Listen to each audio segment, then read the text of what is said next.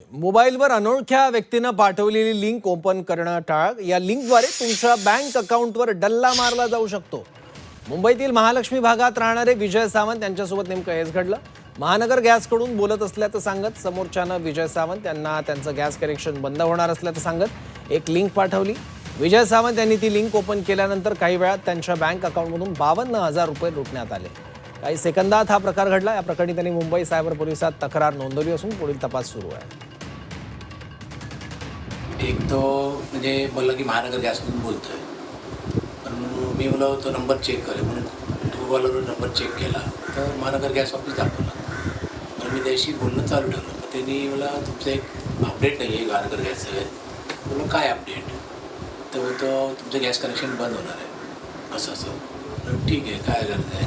मग ते एक लिंक पाठवली। मी त्या लिंकवर मी अपडेटचं दाबलं आणि त्यानंतर मग त्यांनी चालू केलं की असं कर, असं करा।